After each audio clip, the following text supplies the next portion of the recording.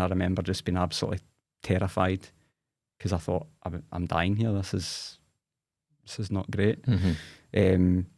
So the consultant got called back in. He was going out for a meal with his wife apparently, and he came back in. And by that point, there was people tending to me, and I get rushed down to the theatre.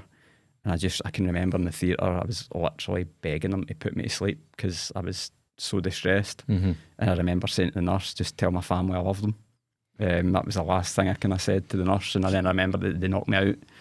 And after that, I don't really remember an awful... At that point, you're thinking, well, I'm saying goodbye. I didn't know if I was going to wake up again, to be honest with you. And so at that point, obviously they operated on me. And I remember, the next thing I remember was being in the intensive care unit and waking up.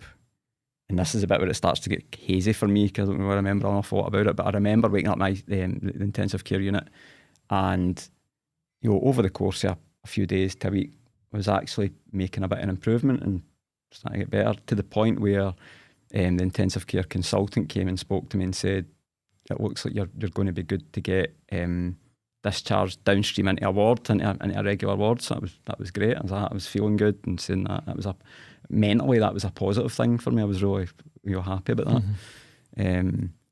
But again, this is hazy, but whatever happened at that point, I took, I kind of fell off a cliff at that point, because I always remember going back and seeing that ITU consultant going, I was ready to discharge you that day to a ward. And so again, I had another hemorrhage major bleed situation, but it was a lot worse than the first one.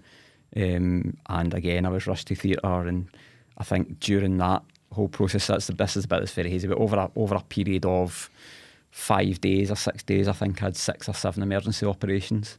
And at one point, I lost 95 units of blood, which is 15 times the volume of the blood in your body. Which means, how much blood do you have? Is it like 9 litres or something? So the consultant told me it was 15 times the volume. Wow. They ran out of blood for my blood group type in Scotland that night. They actually got blood flowing up from Manchester for me. And he did say to me, if somebody had come into A&E that night needing blood of that blood group, they had a decision to make, whether they giving it to me or giving it to them. So absolutely horrendous, petrifying. But it's amazing to think of